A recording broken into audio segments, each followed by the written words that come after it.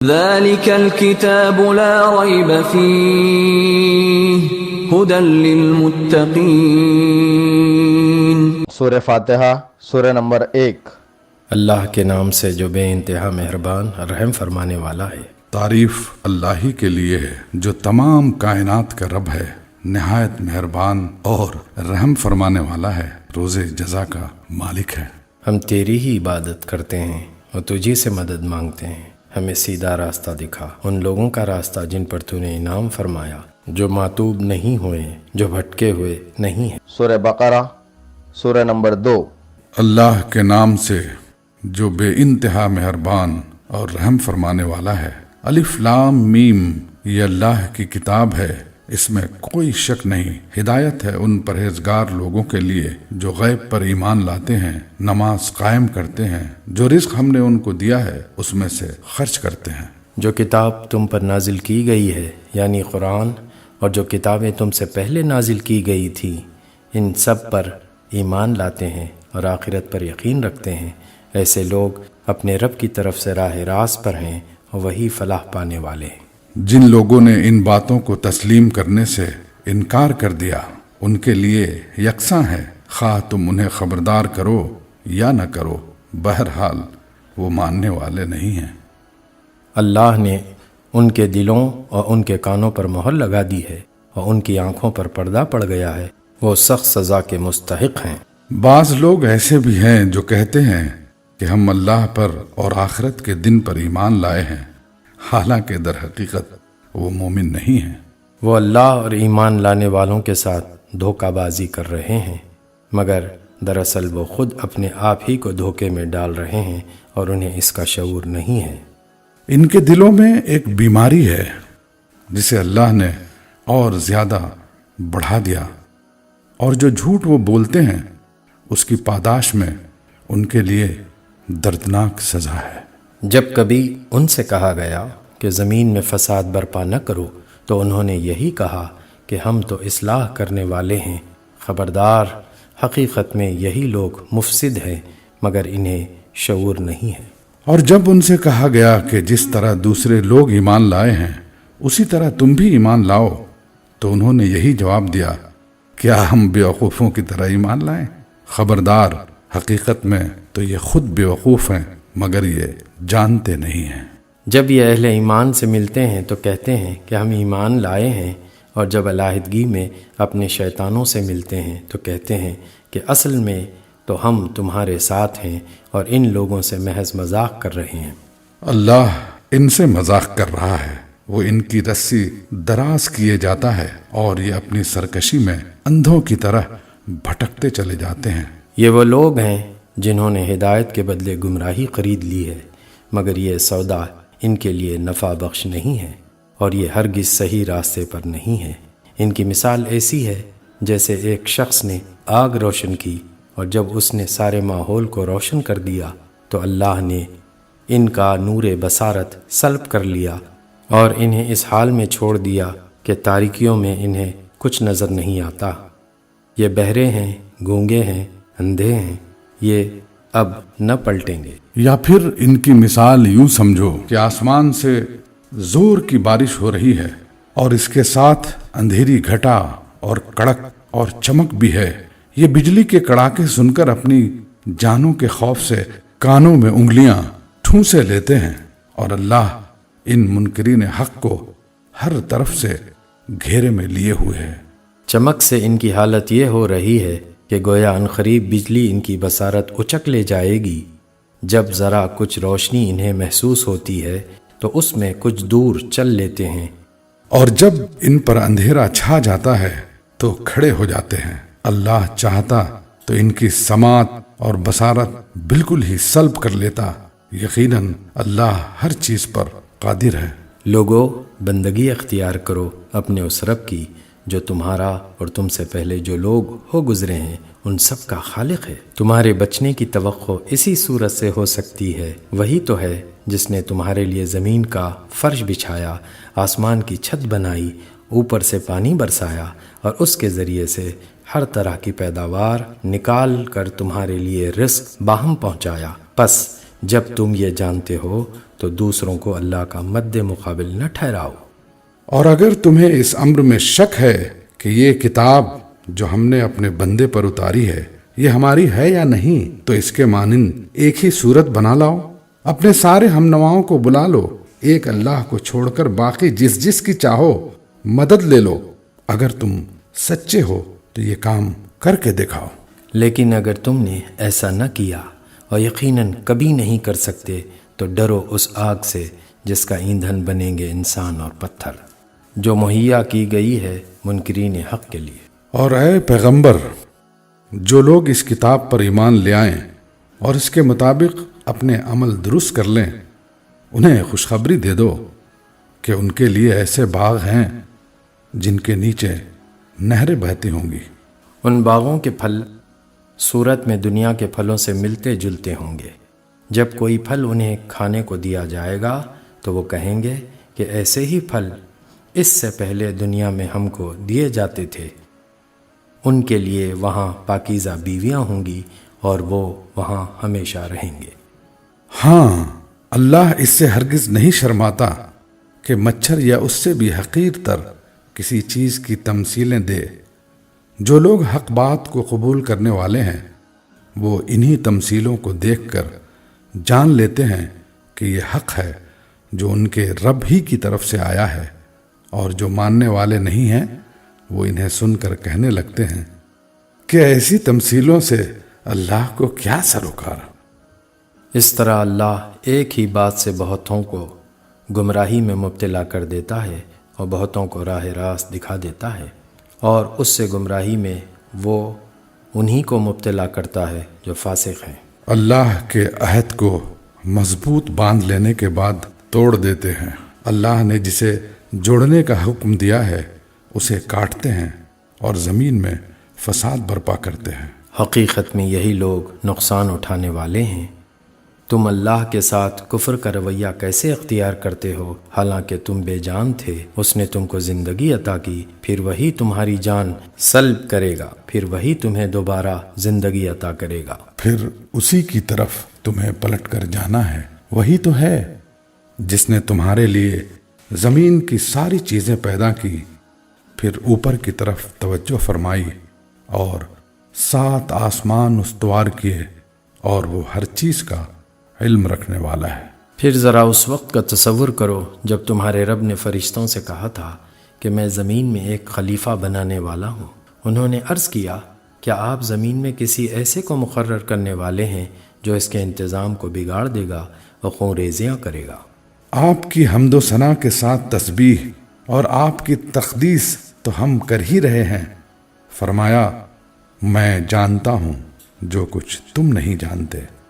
اس کے بعد اللہ نے آدم کو ساری چیزوں کے نام سکھائے، پھر انہیں فرشتوں کے سامنے پیش کیا اور فرمایا اگر تمہارا خیال صحیح ہے کہ کسی خلیفہ کے تقرر سے انتظام بگڑ جائے گا تو ذرا ان چیزوں کے نام بتاؤ۔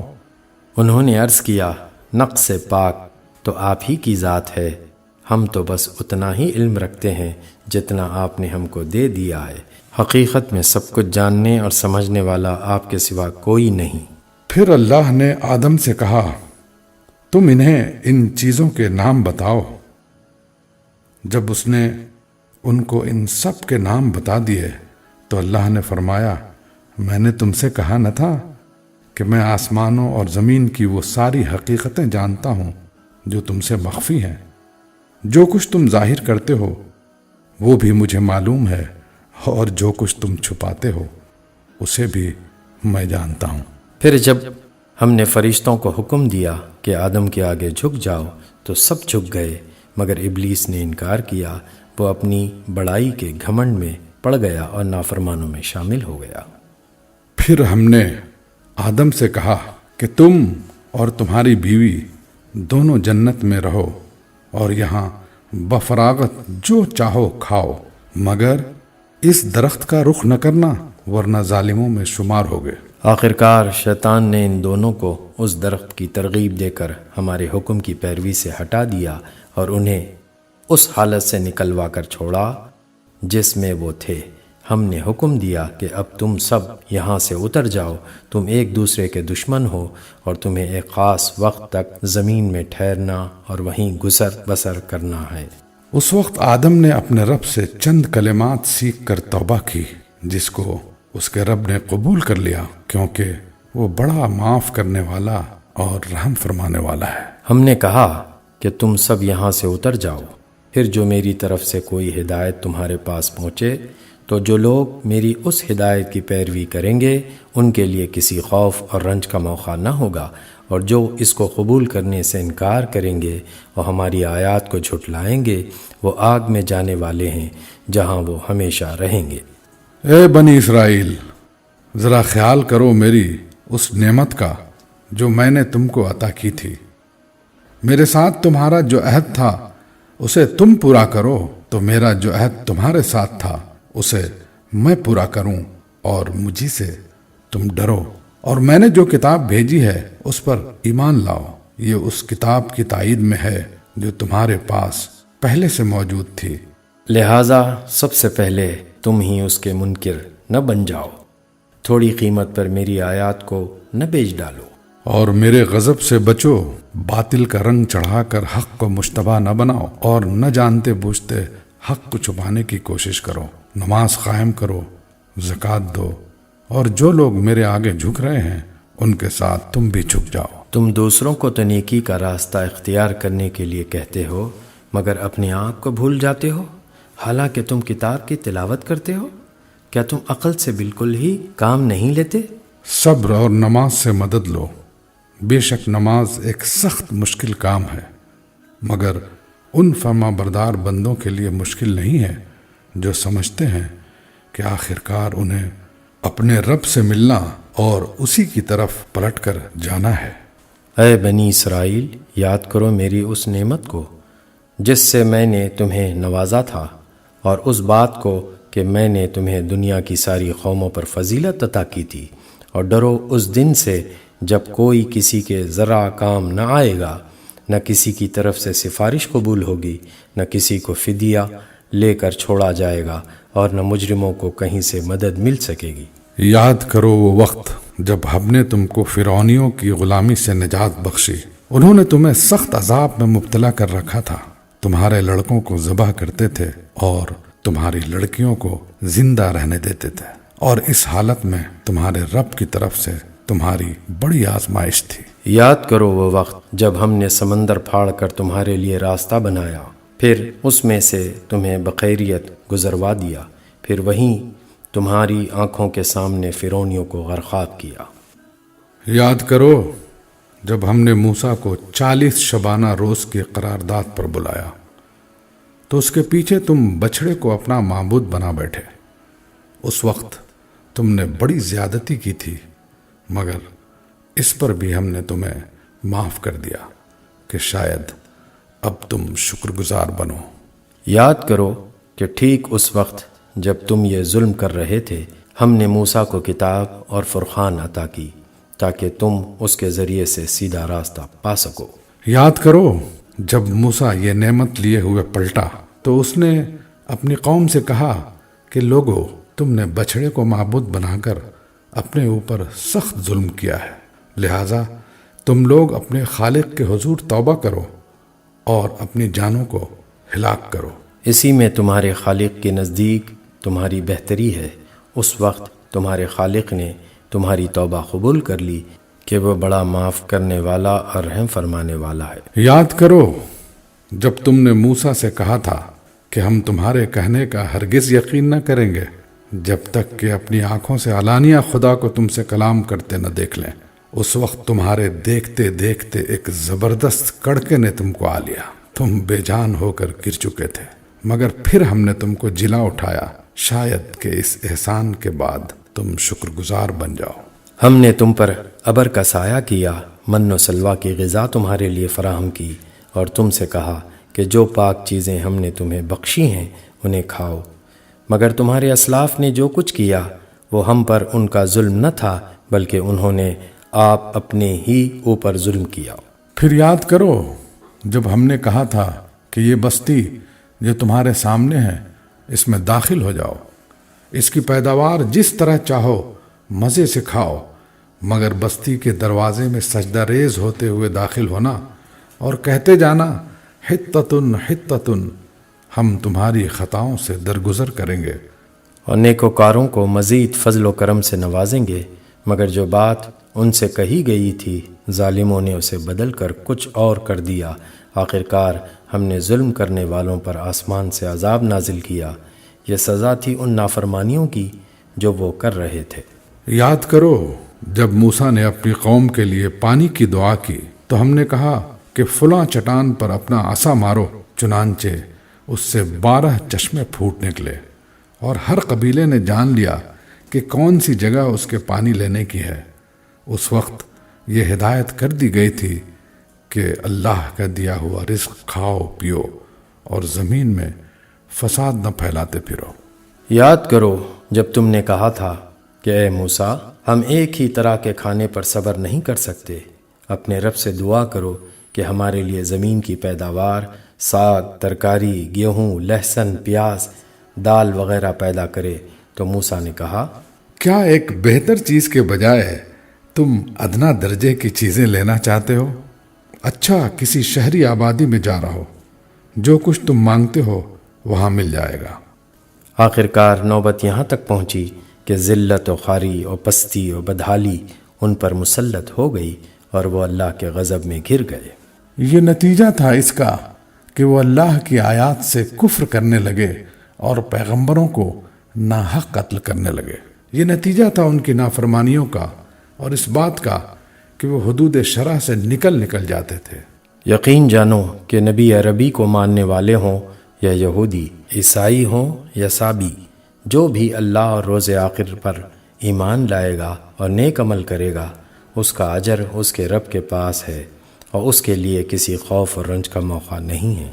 یاد کرو وہ وقت جب ہم نے طور کو تم پر اٹھا کر تم سے پختہ عہد لیا تھا اور کہا تھا کہ جو کتاب ہم تمہیں دے رہے ہیں اسے مضبوطی کے ساتھ تھامنا اور جو احکام و ہدایت اس میں درج ہیں انہیں یاد رکھنا۔ اسی ذریعے سے توقع کی جا سکتی ہے کہ تم تقوی کی روش پر چل سکو گے، مگر اس کے بعد تم اپنے عہد سے پھر گئے۔ اس پر بھی اللہ کے فضل اور اس کی رحمت نے تمہارا ساتھ نہ چھوڑا، ورنہ تم کبھی کے تباہ ہو چکے ہوتے۔ پھر تمہیں اپنی قوم کے ان لوگوں کا قصہ تو معلوم ہی ہے جنہوں نے سبت کا قانون توڑا تھا۔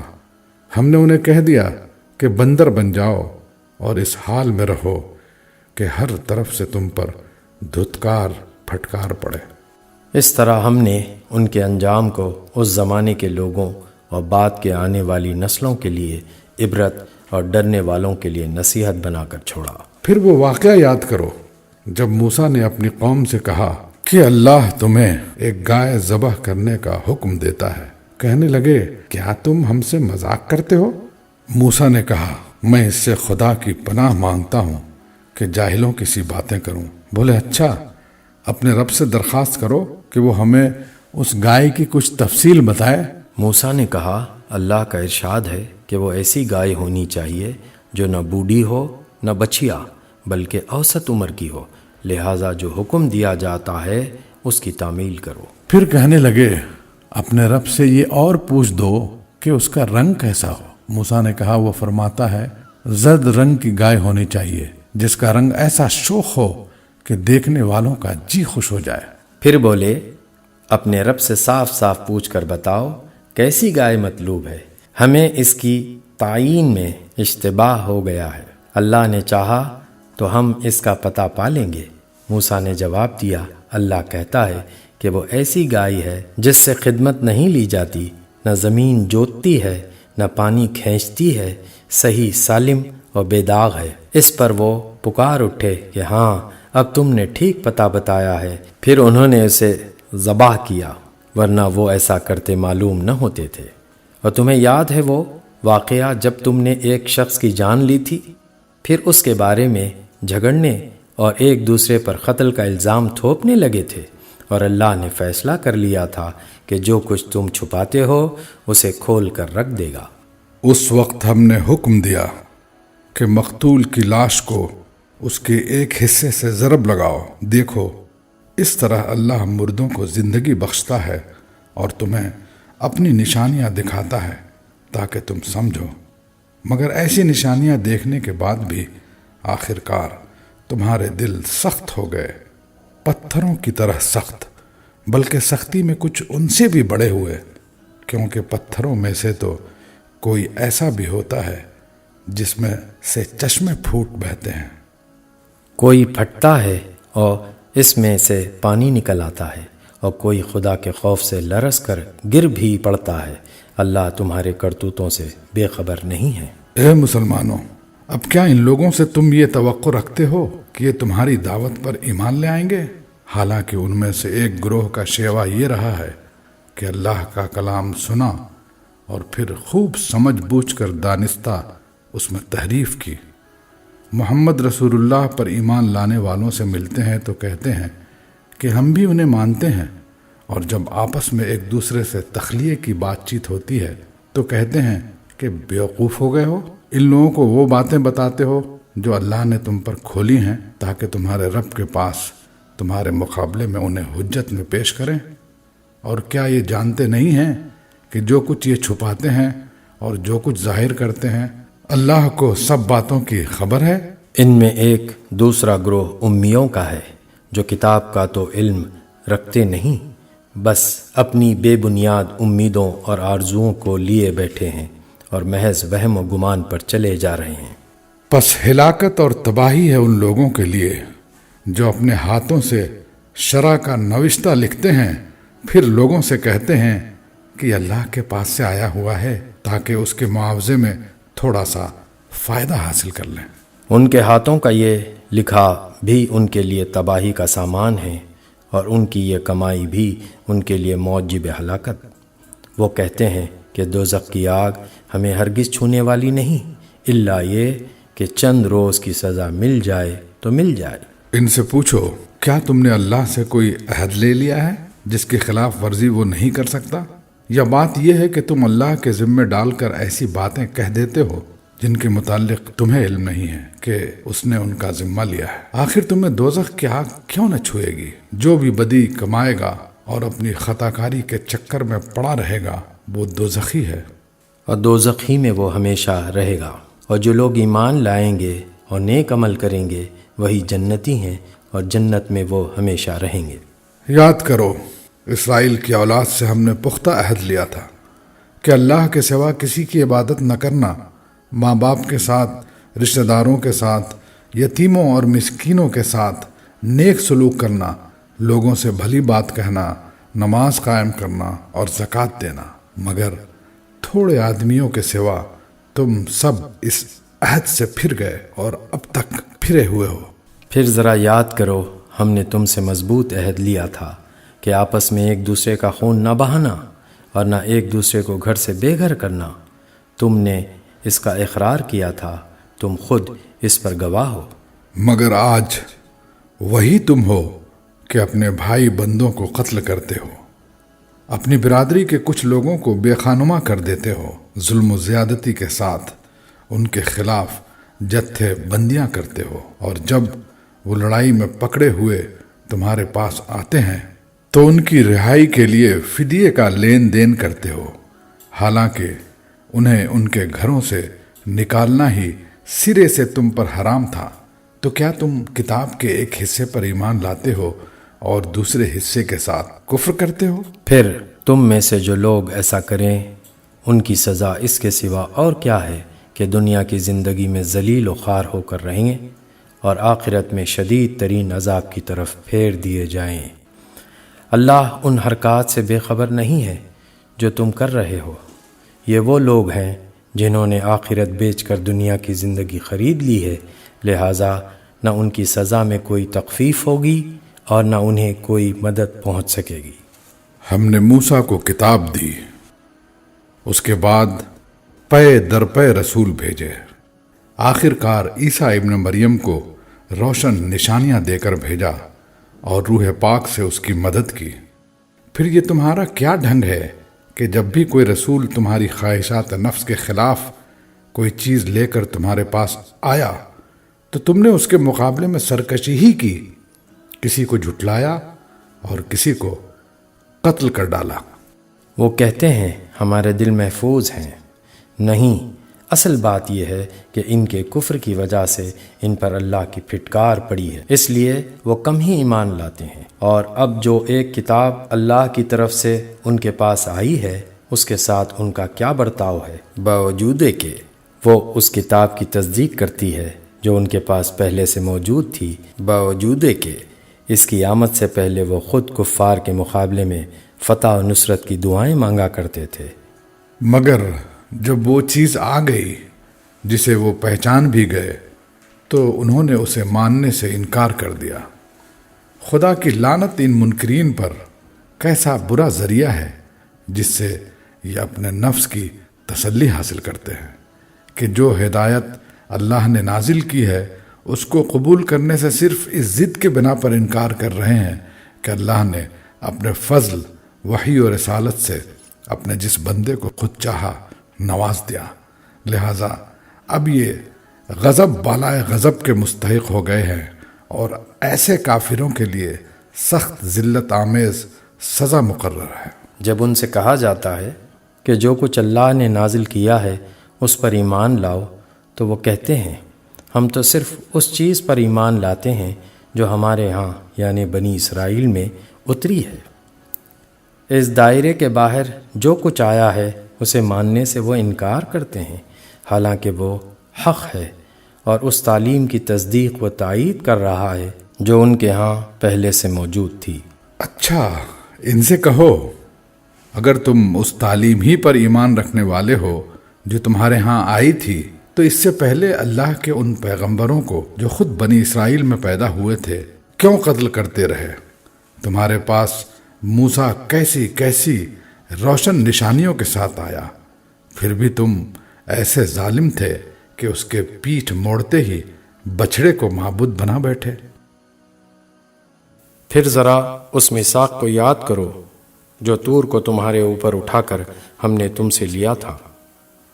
ہم نے تاکید کی تھی کہ جو ہدایت ہم دے رہے ہیں ان کی سختی کے ساتھ پابندی کرو اور کان لگا کر سنو۔ تمہارے اسلاف نے کہا کہ ہم نے سن لیا مگر مانیں گے نہیں، اور ان کی باطل پرستی کا یہ حال تھا کہ دلوں میں ان کے بچھڑا ہی بسا ہوا تھا۔ کہو اگر تم مومن ہو تو یہ عجیب ایمان ہے جو ایسی بری حرکات کا تمہیں حکم دیتا ہے۔ ان سے کہو کہ اگر واقعی اللہ کے نزدیک آخرت کا گھر تمام انسانوں کو چھوڑ کر صرف تمہارے ہی لیے مخصوص ہے، تب تو تمہیں چاہیے کہ موت کی تمنا کرو اگر تم اپنے اس خیال میں سچے ہو۔ یقین جانو کہ یہ کبھی اس کی تمنا نہ کریں گے، اس لیے کہ اپنے ہاتھوں جو کچھ کما کر انہوں نے وہاں بھیجا ہے اس کا اقتضا یہی ہے کہ یہ وہاں جانے کی تمنا نہ کریں۔ اللہ ان ظالموں کے حال سے خوب واقف ہے۔ تم انہیں سب سے بڑھ کر جینے کا حریص پاؤ گے، حتیٰ کہ یہ اس معاملے میں مشرکوں سے بھی بڑے ہوئے ہیں۔ ان میں سے ایک ایک شخص یہ چاہتا ہے کہ کسی طرح 1000 برس جیے، حالانکہ لمبی عمر بہرحال اسے عذاب سے تو دور نہیں پھینک سکتی۔ جیسے کچھ اعمال یہ کر رہے ہیں اللہ تو انہیں دیکھ ہی رہا ہے۔ ان سے کہو کہ جو کوئی جبریل سے عداوت رکھتا ہو اسے معلوم ہونا چاہیے کہ جبریل نے اللہ ہی کے اذن سے یہ قرآن تمہارے قلب پر نازل کیا ہے، جو پہلے آئی ہوئی کتابوں کی تصدیق و تائید کرتا ہے اور ایمان لانے والوں کے لیے ہدایت اور کامیابی کی بشارت بن کر آیا ہے۔ اگر جبریل سے ان کی عداوت کا سبب یہی ہے تو کہہ دو کہ جو اللہ اور اس کے فرشتوں اور اس کے رسولوں اور جبرائیل اور میکائیل کے دشمن ہیں، اللہ ان کافروں کا دشمن ہے۔ ہم نے تمہاری طرف ایسی آیات نازل کی ہیں جو صاف صاف حق کا اظہار کرنے والی ہیں، اور ان کی پیروی سے صرف وہی لوگ انکار کرتے ہیں جو فاسق ہیں۔ کیا ہمیشہ ایسا ہی نہیں ہوتا رہا ہے کہ جب انہوں نے کوئی عہد کیا تو ان میں سے ایک نہ ایک گروہ نے اسے ضرور ہی بالائے طاق رکھ دیا، بلکہ ان میں سے اکثر ایسے ہی ہیں جو سچے دل سے ایمان نہیں لاتے۔ اور جب ان کے پاس اللہ کی طرف سے کوئی رسول اس کتاب کی تصدیق و تائید کرتا ہوا آیا جو ان کے ہاں پہلے سے موجود تھی، تو ان اہل کتاب میں سے ایک گروہ نے کتاب اللہ کو اس طرح پس پش ڈالا گویا کہ وہ کچھ جانتے ہی نہیں، اور لگے ان چیزوں کی پیروی کرنے جو شیاطین سلیمان کی سلطنت کا نام لے کر پیش کیا کرتے تھے، حالانکہ سلیمان نے کبھی کفر نہیں کیا۔ کفر کے مرتکب تو وہ شیاطین تھے جو لوگوں کو جادوگری کی تعلیم دیتے تھے۔ وہ پیچھے پڑے اس چیز کے جو بابل میں 2 فرشتوں ہاروت و ماروت پر نازل کی گئی تھی، حالانکہ وہ فرشتے جب بھی کسی کو اس کی تعلیم دیتے تھے تو پہلے صاف طور پر متنبہ کر دیا کرتے تھے کہ دیکھ، ہم محض ایک آزمائش ہیں، تو کفر میں مبتلا نہ ہو۔ پھر بھی یہ لوگ ان سے وہ چیز سیکھتے تھے جس سے شوہر اور بیوی میں جدائی ڈال دیں۔ ظاہر تھا کہ اذن الہی کے بغیر وہ اس ذریعے سے کسی کو بھی ضرر نہ پہنچا سکتے تھے، مگر اس کے باوجود وہ ایسی چیز سیکھتے تھے جو خود ان کے لیے نفع بخش نہیں بلکہ نقصان دہ تھی، اور انہیں خوب معلوم تھا کہ جو اس چیز کا خریدار بنا اس کے لیے آخرت میں کوئی حصہ نہیں۔ کتنی بری متاع تھی جس کے بدلے انہوں نے اپنی جانوں کو بیچ ڈالا، کاش انہیں معلوم ہوتا۔ اگر وہ ایمان اور تقوی اختیار کرتے تو اللہ کے ہاں اس کا جو بدلہ ملتا وہ ان کے لیے زیادہ بہتر تھا، کاش انہیں خبر ہوتی۔ اے لوگو جو ایمان لائے ہو، رائنا نہ کہا کرو بلکہ انظر نہ کہو، اور توجہ سے بات کو سنو، یہ کافر تو عذاب علیم کے مستحق ہیں۔ یہ لوگ جنہوں نے دعوت حق کو قبول کرنے سے انکار کر دیا ہے، خواہ اہل کتاب میں سے ہوں یا مشرک ہوں، ہرگز یہ پسند نہیں کرتے کہ تمہارے رب کی طرف سے تم پر کوئی بھلائی نازل ہو، مگر اللہ جس کو چاہتا ہے اپنی رحمت کے لیے چن لیتا ہے، اور وہ بڑا فضل فرمانے والا ہے۔ ہم اپنی جس آیت کو منسوخ کر دیتے ہیں یا بھلا دیتے ہیں، اس کی جگہ اس سے بہتر لاتے ہیں، یا کم از کم ویسی ہی۔ کیا تم جانتے نہیں ہو کہ اللہ ہر چیز پر قدرت رکھتا ہے؟ کیا تمہیں خبر نہیں ہے کہ زمین اور آسمانوں کی فرما روائی اللہ ہی کے لیے ہے، اور اس کے سوا کوئی تمہاری خبر گیری کرنے اور تمہاری مدد کرنے والا نہیں ہے؟ پھر کیا تم اپنے رسول سے اس قسم کے سوالات اور مطالبے کرنا چاہتے ہو جیسے اس سے پہلے موسیٰ سے کیے جا چکے ہیں؟ حالانکہ جس شخص نے ایمان کی روش کو کفر کی روش سے بدل لیا وہ راہ راست سے بھٹک گیا۔ اہل کتاب میں سے اکثر لوگ یہ چاہتے ہیں کہ کسی طرح تمہیں ایمان سے پھیر کر پھر کفر کی طرف پلٹا لے جائیں۔ اگرچہ حق ان پر ظاہر ہو چکا ہے، مگر اپنے نفس کے حسد کی بنا پر تمہارے لیے ان کی یہ خواہش ہے۔ اس کے جواب میں تم عفو درگزر سے کام لو، یہاں تک کہ اللہ خود ہی اپنا فیصلہ نافذ کر دے۔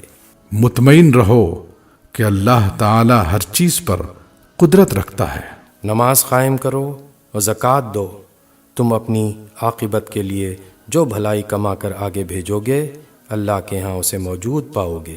جو کچھ تم کرتے ہو وہ سب اللہ کی نظر میں ہے۔ ان کا کہنا ہے کہ کوئی شخص جنت میں نہ جائے گا جب تک کہ وہ یہودی نہ ہو یا عیسائیوں کے خیال کے مطابق عیسائی نہ ہو۔ یہ ان کی تمنائیں ہیں، ان سے کہو اپنی دلیل پیش کرو اگر تم اپنے دعوے میں سچے ہو۔ دراصل نہ تمہاری کچھ خصوصیت ہے نہ کسی اور کی۔ حق یہ ہے کہ جو بھی اپنی ہستی کو اللہ کی اطاعت میں سونپ دے اور عملاً نیک روش پر چلے، اس کے لیے اس کے رب کے پاس اس کا اجر ہے، اور ایسے لوگوں کے لیے کسی خوف یا رنج کا کوئی موقع نہیں۔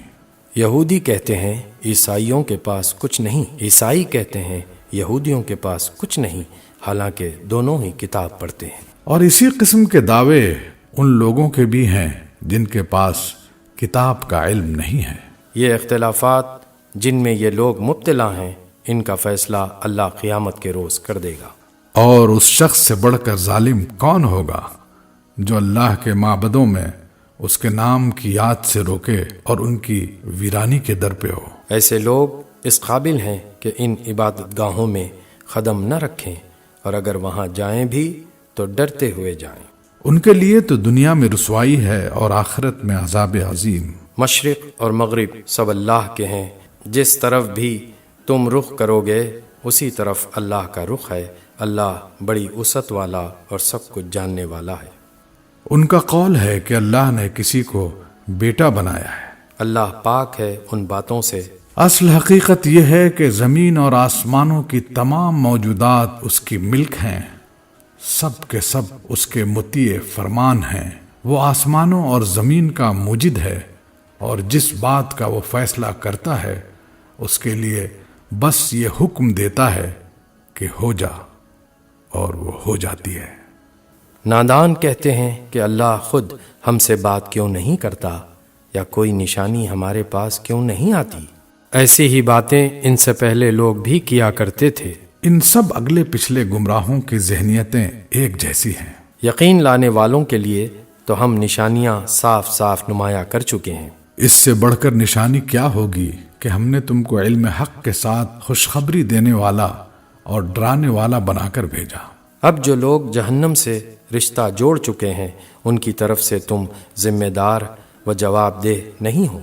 यहूदी और ईसाई तुमसे हरगिज राजी न होंगे जब तक तुम उनके तरीके पर न चलने लगो। साफ कह दो कि रास्ता बस वही है जो अल्लाह ने बताया है, वरना अगर उस इल्म के बाद जो तुम्हारे पास आ चुका है तुमने उनकी ख्वाहिशात की पैरवी की तो अल्लाह की पकड़ से बचाने वाला कोई दोस्त और मददगार तुम्हारे लिए नहीं है। जिन लोगों को हमने किताब दी है वो उसे उस तरह पढ़ते हैं जैसा कि पढ़ने का हक है। वो इस कुरान पर सच्चे दिल से ईमान ले आते हैं। और जो इसके साथ कुफ्र का रवैया अख्तियार करें वही असल में नुकसान उठाने वाले हैं। ए बनी इसराइल, याद करो मेरी वो नेमत जिससे मैंने तुम्हें नवाजा था और ये कि मैंने तुम्हें दुनिया की तमाम कौमों पर फजीलत दी थी। और डरो उस दिन से जब कोई किसी के ज़रा काम ना आएगा, न किसी से फिदिया कबूल किया जाएगा, न कोई सिफारिश ही आदमी को फ़ायदा देगी और न मुजरिमों को कहीं से कोई मदद पहुंच सकेगी। याद करो कि जब इब्राहीम को उसके रब ने चंद बातों में आजमाया और वो उन सब में पूरा उतर गया तो उसने कहा, मैं तुझे सब लोगों का पेशवा बनाने वाला हूं। इब्राहीम ने अर्ज किया, और क्या मेरी औलाद से भी यही वादा है? उसने जवाब दिया, मेरा वादा जालिमों से मुताल्लिक नहीं है। और ये कि हमने उस घर काबे को लोगों के लिए मरकज और अमन की जगह करार दिया था और लोगों को हुक्म दिया था कि इब्राहीम जहां इबादत के लिए खड़ा होता है उस मकाम को मुस्तकिल जाए नमाज बना लो। और इब्राहीम और इस्माइल को ताकीद की थी कि मेरे इस घर को तवाफ और एतिकाफ और रुकू और सजदा करने वालों के लिए पाक रखो। और ये कि इब्राहीम ने दुआ की, ए मेरे रब, इस शहर को अमन का शहर बना दे और इसके बाशिंदों में से जो अल्लाह और आखिरत को माने उन्हें हर किस्म के फलों का रिस्क दे। जवाब में उसके रब ने फरमाया, और जो न मानेगा दुनिया की चंद रोज़ा जिंदगी का सामान तो मैं उसे भी दूंगा, मगर आखिरकार उसे अजाब जहन्नम की तरफ घसीटूंगा और वो बदतरीन ठिकाना है। और याद करो इब्राहीम और इस्माइल जब इस घर की दीवारें उठा रहे थे तो दुआ करते जाते थे, ए हमारे रब, हमसे ये खिदमत कबूल फरमा ले, तो सब की सुनने और सब कुछ जानने वाला है। ए रब, हम दोनों को अपना मुस्लिम मोती फरमान बना, हमारी नस्ल से एक ऐसी कौम उठा जो तेरी मुस्लिम हो, हमें अपनी इबादत के तरीक़े बता और हमारी कोताहियों से दरगुजर फरमा। तू बड़ा माफ़ करने वाला और रहम फरमाने वाला है। और ए रब, इन लोगों में खुद इन्हीं की कौम से एक रसूल उठाइयो जो इन्हें तेरी आयात सुनाए, इनको किताब और हिकमत की तालीम दे اور ان کی زندگیاں سنوارے، تو بڑا مقتدر اور حکیم ہے۔ اب کون ہے جو ابراہیم کے طریقے سے نفرت کرے، جس نے خود اپنے آپ کو حماقت و جہالت میں مبتلا کر لیا ہو؟ اس کے سوا کون یہ حرکت کر سکتا ہے؟ ابراہیم تو وہ شخص ہے جس کو ہم نے دنیا میں اپنے کام کے لیے چن لیا تھا، اور آخرت میں اس کا شمار صالحین میں ہوگا۔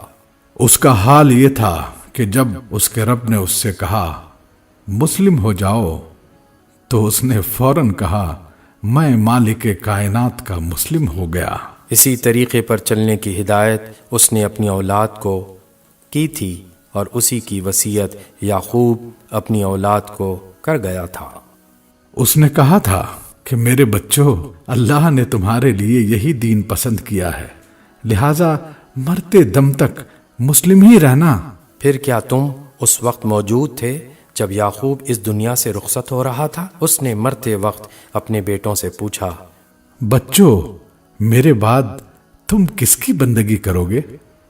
ان سب نے جواب دیا، ہم اسی ایک خدا کی بندگی کریں گے جسے آپ نے اور آپ کے بزرگوں ابراہیم، اسماعیل اور اسحاق نے خدا مانا ہے، اور ہم اسی کے مسلم ہیں۔ وہ کچھ لوگ تھے جو گزر گئے، جو کچھ انہوں نے کمایا وہ ان کے لیے ہے، اور جو کچھ تم کماؤ گے وہ تمہارے لیے ہے۔ تم سے یہ نہ پوچھا جائے گا کہ وہ کیا کرتے تھے۔ یہودی کہتے ہیں یہودی ہو تو راہ راست پاؤ گے، عیسائی کہتے ہیں عیسائی ہو تو ہدایت ملے گی۔ ان سے کہو نہیں، بلکہ سب کو چھوڑ کر ابراہیم کا طریقہ، اور ابراہیم مشرکوں میں سے نہ تھا۔ مسلمانوں، کہو کہ ہم ایمان لائے اللہ پر اور اس ہدایت پر جو ہماری طرف نازل ہوئی ہے، اور جو ابراہیم، اسماعیل، اسحاق، یعقوب اور اولاد یعقوب کی طرف نازل ہوئی تھی، اور جو موسیٰ اور عیسیٰ اور دوسرے تمام پیغمبروں کو ان کے رب کی طرف سے دی گئی تھی۔ ہم ان کے درمیان کوئی تفریق نہیں کرتے، اور ہم اللہ کے مسلم ہیں۔ پھر اگر وہ اسی طرح ایمان لائیں جس طرح تم لائے ہو تو ہدایت پر ہیں، اور اگر اس سے منہ پھیریں تو کھلی بات ہے کہ وہ ہٹ دھرمی میں پڑ گئے ہیں۔ لہٰذا اطمینان رکھو کہ ان کے مقابلے میں اللہ تمہاری حمایت کے لیے کافی ہے، وہ سب کچھ سنتا اور جانتا ہے۔ کہو اللہ کا رنگ اختیار کرو، اس کے رنگ سے اچھا اور کس کا رنگ ہوگا؟ اور ہم اسی کی بندگی کرنے والے لوگ ہیں۔ اے نبی، ان سے کہو کیا تم اللہ کے بارے میں ہم سے جھگڑتے ہو؟ حالانکہ وہی ہمارا رب بھی ہے اور تمہارا رب بھی۔ ہمارے اعمال ہمارے لیے ہیں، تمہارے اعمال تمہارے لیے، اور ہم اللہ ہی کے لیے اپنی بندگی کو خالص کر چکے ہیں۔ یا پھر تمہارا کہنا یہ ہے کہ ابراہیم، اسماعیل، اسحاق، یعقوب اور اولاد یعقوب سب کے سب یہودی تھے یا نصرانی تھے؟ کہو تم زیادہ جانتے ہو یا اللہ؟ اس شخص سے بڑا ظالم اور کون ہوگا جس کے ذمے اللہ کی طرف سے ایک گواہی ہو اور وہ اسے چھپائے؟ تمہاری حرکات سے اللہ غافل تو نہیں ہے۔ وہ کچھ لوگ تھے جو گزر چکے، ان کی کمائی ان کے لیے تھی اور تمہاری کمائی تمہارے لیے۔ تم سے ان کے اعمال کے متعلق سوال نہیں ہوگا۔